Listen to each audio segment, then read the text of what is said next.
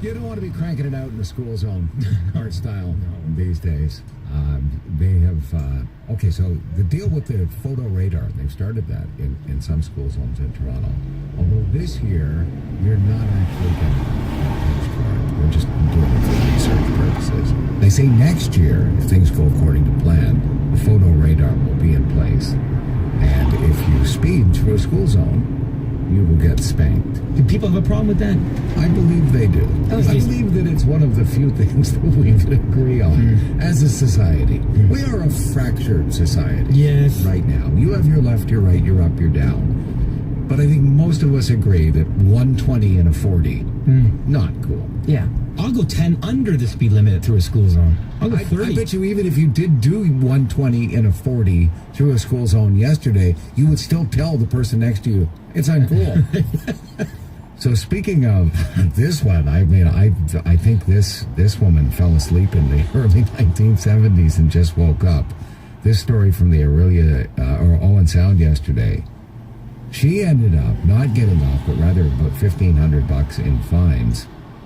This is the police report. Shortly after 11 o'clock in the morning, a citizen called police to report a woman driving in downtown Owen Sound with a baby in her arms while smoking a cigarette. Police attended the area and located the suspect. They confirmed the woman was driving with a 1-year-old child and a 3-year-old unsecured in the vehicle, and she's got a dart fired up. The 1-year-old was sitting in the center console, and the 3-year-old was seated unbuckled in the front passenger seat.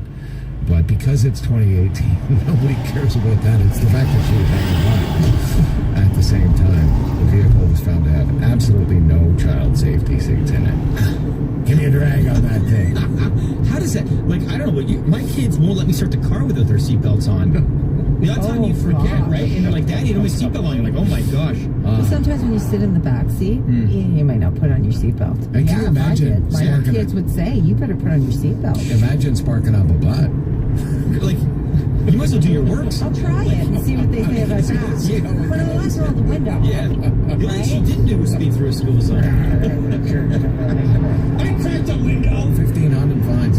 So again, at this point, anyway, nothing for the school zone. 1,500 bucks. Having a butt. Crack that window. I used to, I remember... Tough day to crack the window, too. It was like 42 degrees.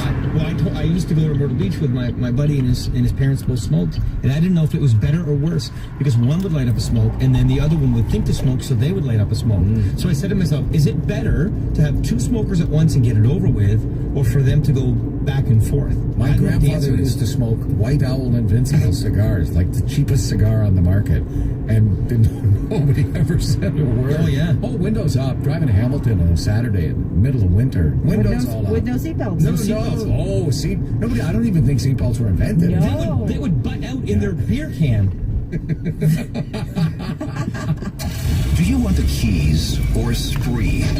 And you whip or you wallet?